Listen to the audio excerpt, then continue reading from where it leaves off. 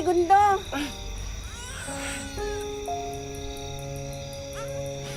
Ang ganda ng anak natin.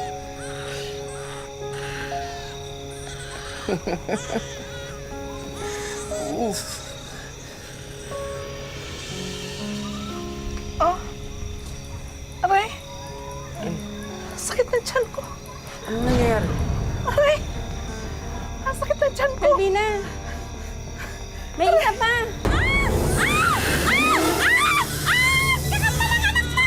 Segundo! Ano nangyari? Segundo, ano nangyari sa anak natin? Segundo! Biyaya raw ang pagdating ng bawat sanggol. Pero paano kung ang iyong iluluwal na anak ay may kakambal na isang ahas? Tatanggapin mo pa ba itong biyaya? Ito po ang isang natatanging kwento ng isang kakaibang babae mula sa Samar na si Conchita. Ang babaeng may kakambal daw na ahas.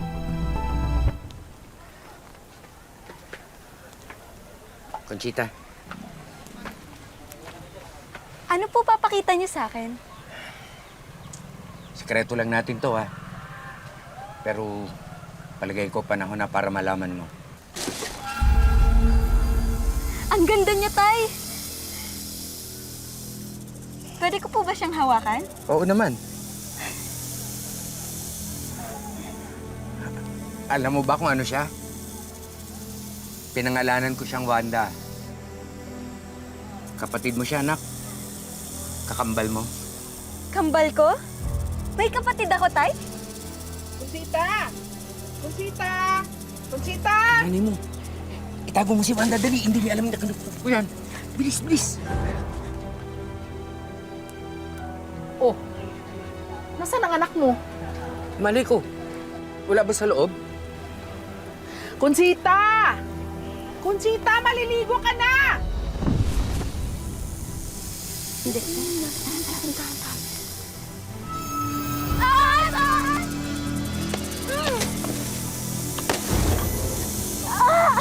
Wag!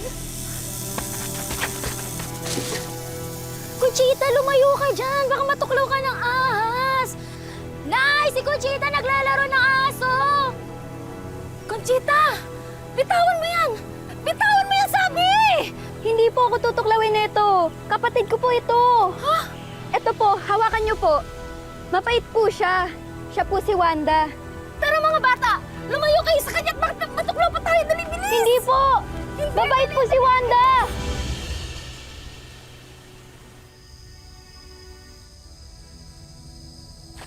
Ilabas niyo yung ahas! Ilabas niyo yung malas!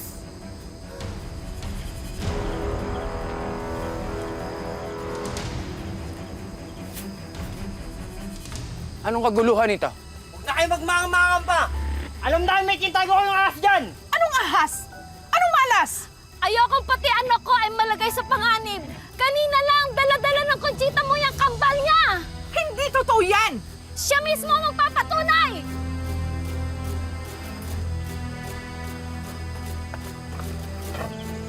Totoo ba yun, Conchita? Anong pagilitan yung bata? Hindi naman po mananakit si Wanda. Mabait po siya. At binigyan mo talaga ng pangalan? Eh, nasaan na yung ahas na yun? Hindi ba sinabi ko sa'yo, itapon mo yung ahas na yun? Nasaan na? Sige na, sige na. Nasaan na yung ahas? Lumabas ka! Babae may ahas! Ayan! Segundo, pigilan mo ang anak mo! Hindi ko kaya. Ang anak mo! Conchita! Conchita! Huwag! Huwag mo! Huwag sa anak ko! Huwag! Teka muna! Sandali lang! Maawa! Ibigay ko na yan sa kanila yung ahas na yan! Tama na! Awan niyo na! Huwag niyo na sasaktan! Wanda! Wanda! Wag! Parang awan niyo na! Hanggang! Wag! Parang awan niyo na! Huwag niyo na sasaktan!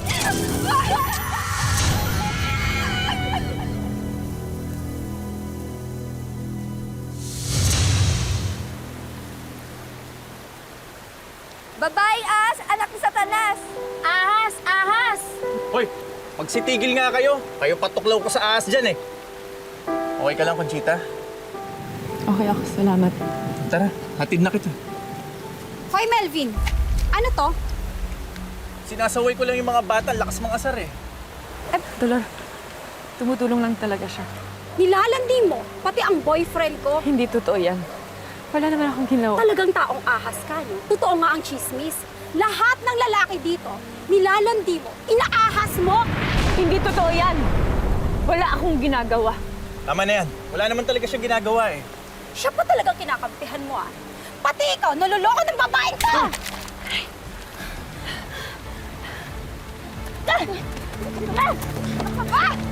Tama na! Yan! Yan! Yan ang narabagay sa'yo! Ha? Dapat lang sa'yo, malandi ka, ahas ka! Hindi ka na, Dolor. Nakakahiya ka eh. Huwag mo ko hawakan!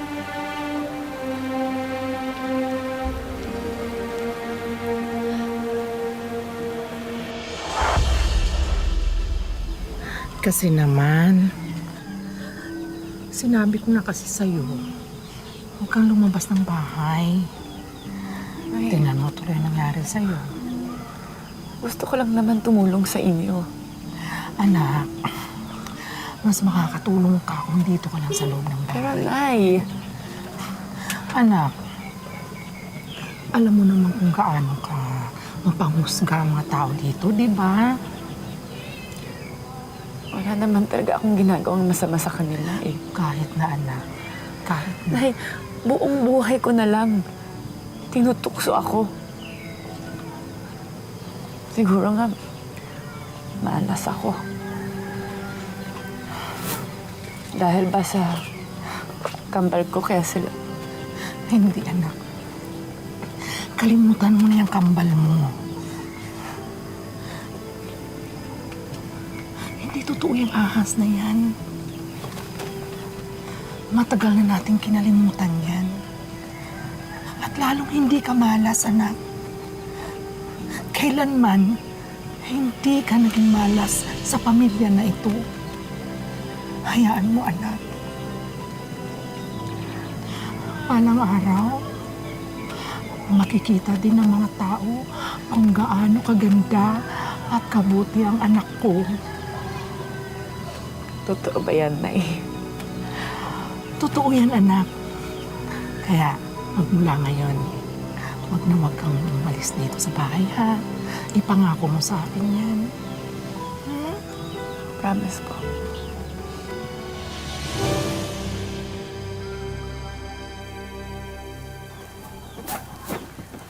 Tay, aalis muna ako, ha? Pupuntahan ko lang si nanay sa simbahan. O sige, mag-iingat ka ha. Opo, salamat po.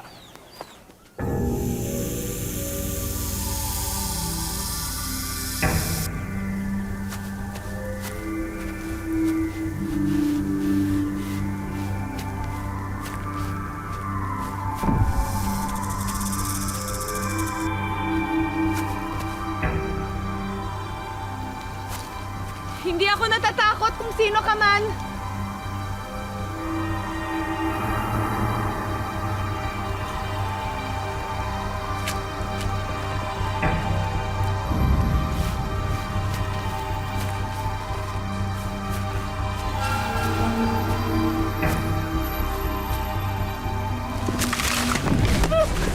Nasolo ring kita.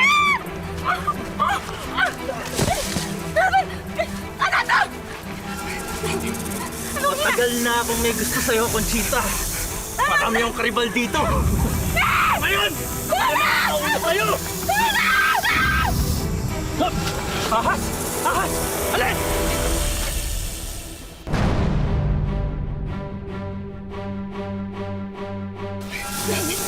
Matagal na akong may gusto sa'yo, Conchita. Marami yung karibal dito. Ngayon! Ako na makakauna sa'yo!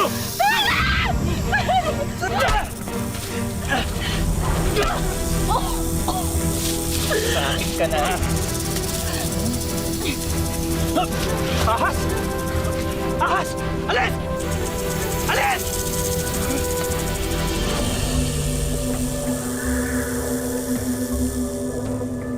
Wanda? Wanda? Kapatid ko. Ikaw ba yan?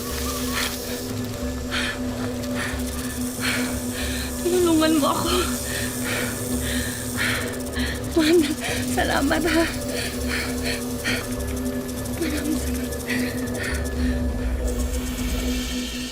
Husgahan man siya ng iba, tawagin man siyang malas, kampo ni Satanas o di kaya'y baliw. Para kay Conchita, totoo na may kapatid siyang kakaiba at gagawin niya ang lahat para protektahan ito.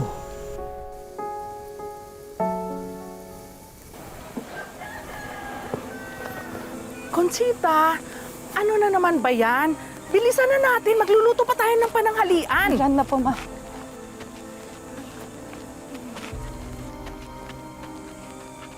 Hoy! Hoy, babae ka. Mag-usap nga tayo. Bakit? Ano bakit? Teka lang muna. Bakit ganyan ka kung magsalita sa anak ko, ha? Eto lang namang anak niyo. Muntik nang ipatuklaw sa ahas ang boyfriend ko. Totoo ba yan, Conchita? Nay, hindi ko po naman sinasadya eh. Anong hindi sinasadya? Pagkatapos mong niyaya si Melvin sa gubat? Saka mo ipapakain sa ahas mo? Hindi totoo yan. Ang totoo niyan, sinusubukan niya akong pagsamantalahan. Umamin ka na! Sige na, umamin ka! Sinungaling! Ay! Ikaw na kaya sa akin sa gubat! Dolor, maniniwala ka ba sa babaeng ahas na to? Ginawa. Ay! Teka muna! Teka muna! Huwag mo ginaganyan ang anak ko! Ay! Yan mismo ang ahas! Yan mismo ang ahas! Yan ang ahas na umatake sa akin! Anak! Bakit nasa'yo yung ahas na yan? Patawad, Nay. Patayin niyo yan! Patayin niyo!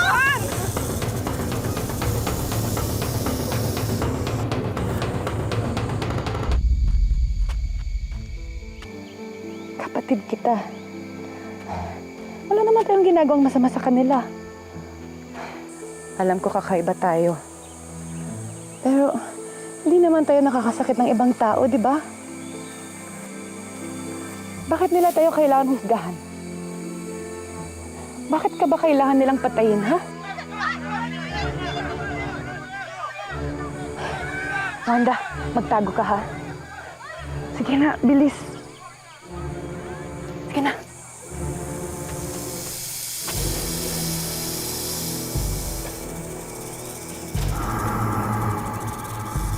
Tulong! Gusto ko yung anak ko! Tulong! Tulungan niyo ako!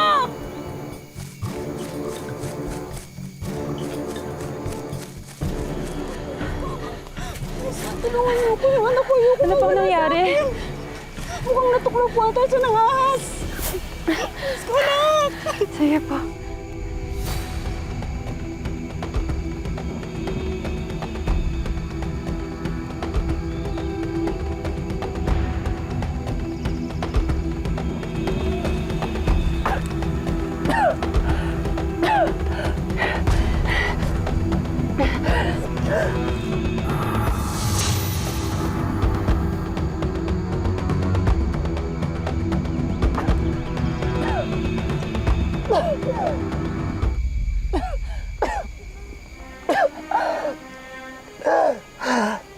Nay, anong nangyari? Ano nangyari sa atin dito? Bilis!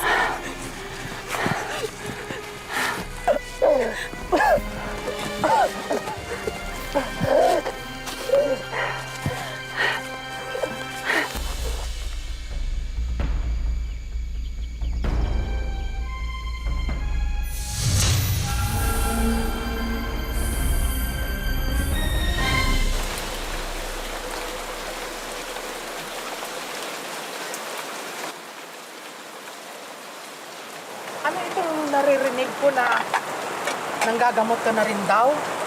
Ako, Conchita, bakit ba ang tigas ang ulo mo? Eh, ang gusto ko lang naman, mahimik na ang buhay natin. Nay, anong gagawin ko?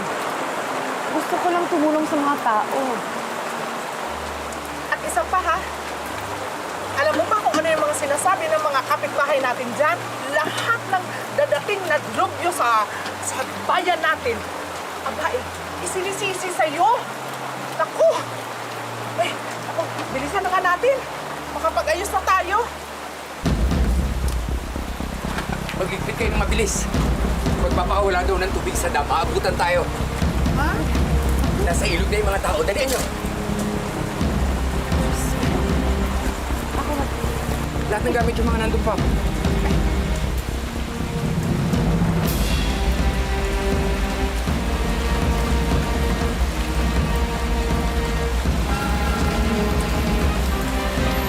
Bakit hindi pa kayo tumatawid?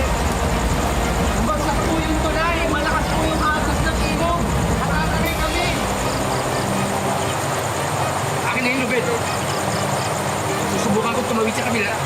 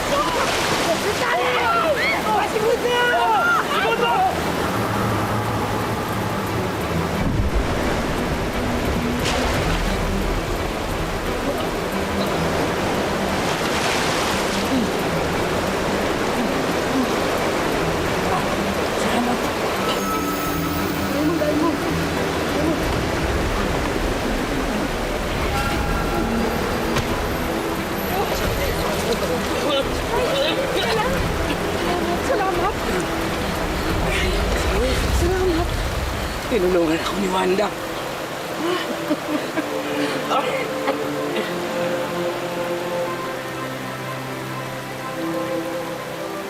Nasaksihan daw ng buong bayan ang kabayanihan ng kakambal ni Conchita. Malaki ang naitulong niya sa pagsagip. Pero ano naman kaya ang kapalit ng kanyang pagligtas sa kanila? Uy, totoo bang isang asang tumulong sa inyo kagabi? Oo, kitang-kita ako. Kahit nga ako, di ako makapaniwala eh. Dito, dito. Dito ko nakita si Wanda.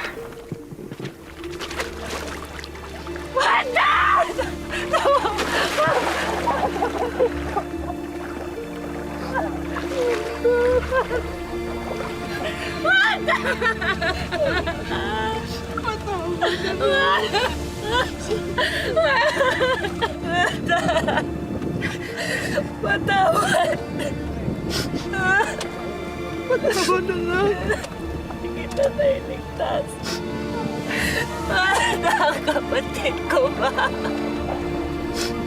Ang kapatid ko ba?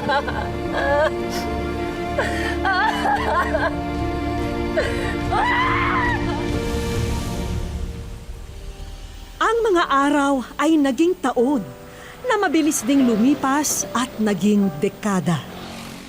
Dito sa Macalelon, Quezon, natagpuan ng aming team si Lola Conchita. Ang babaeng sinasabing ipinanganak daw na may kakambal na ahas. 104 na taong gulang na ngayon si Lola Conchita. Naglaho na ang dating lakas. Subalit ang alaala ng kabataan ay hindi pa rin kumukupas. Lalo na ang misteryong bumabalot sa kanyang pagkatao. Pinanganak ako, ang sabi ng aking nanay, ako may kakambal ng ahas. Wanda ang pangalan ng kakambal kong ahas. Mahaba yan, oo. Ngayon kalaki, hindi naman nag-ano ng tao yun eh. Binilang na ang mga taon nang namatay si Wanda. At matagal na ring huminto sa panggagamot ng mga nakagat ng ahas si Lola Conchita.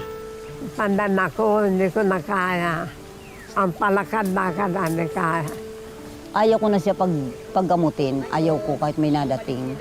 Nakikiusap ako na matanda na yan, baka hindi na kayanin yung kamandag. Kahit na ako nahihirapan, gusto ko pa rin si nanay buhay. Ang pangatlong anak na si Alice na ngayon ang nag-aalaga kay Lola Conchita. Sa kanyang munting tindahan, kinukuha ni Alice ang pang-araw-araw nilang gastusin.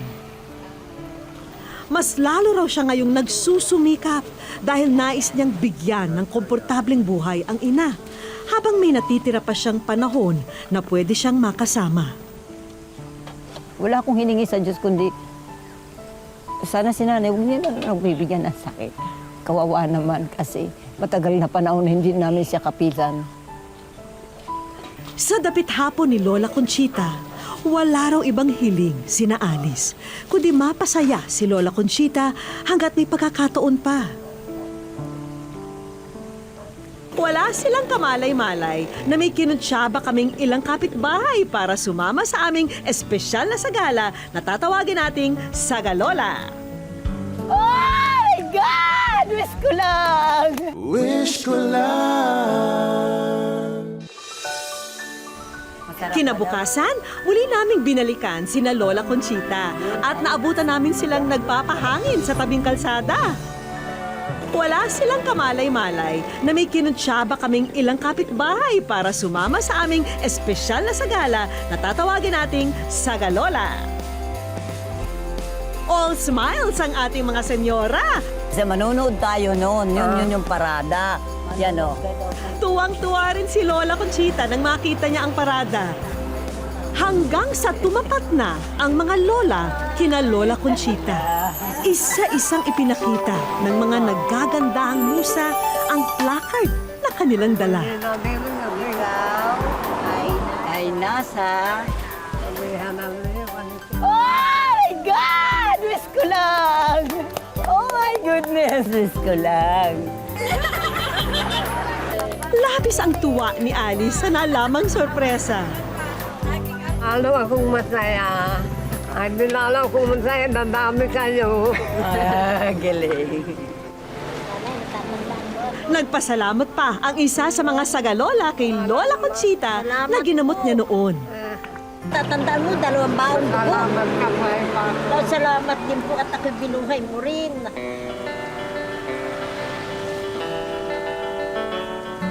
Agad naming niyayang umuwi sina Lola Conchita. Pinaupo muna namin si Lola sa labas ng saradong tindahan. At nang buksan ni na Alice at apong si Casey ang tindahan, Oh my God!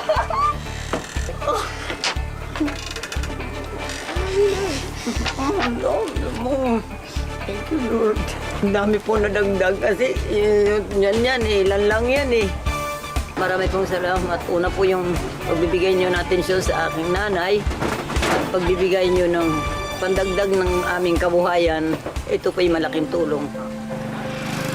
handog po ng wish ko lang ang sangkatutak na grocery items pandagdag sa inyong pangkabuhayan. Hindi na raw po problemahin ni Alice ang pambili ng pagkain para kay Lola Conchita. Hindi ko talaga ito akalain. Ulang-wala sa isip ko na ganito. Hindi ko sukat akalain na ito ay mangyayari. Na ito ay magaganap ito sa aming buhay.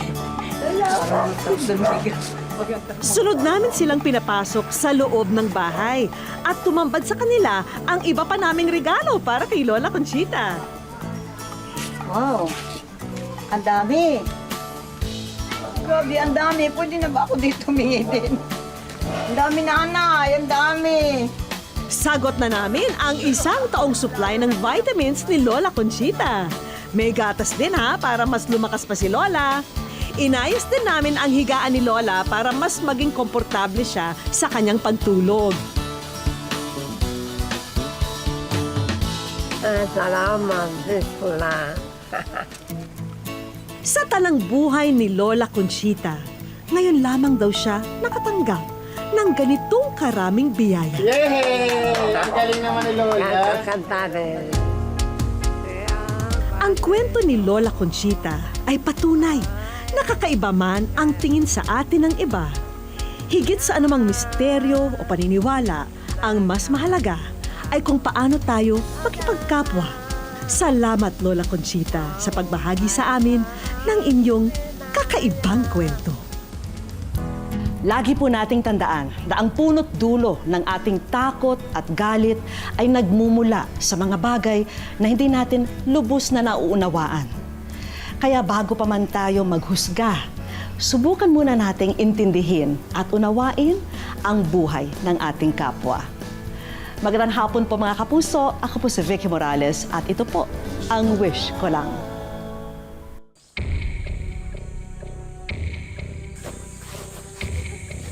Mary! Mary! Magyakay na pas mo pa ako! Hoy! Ataka! Mary! Ano po? Makita ka na! Ako lang po. Halika na po. Bilisan mo. Lumas ka dyan! Nandito po ako.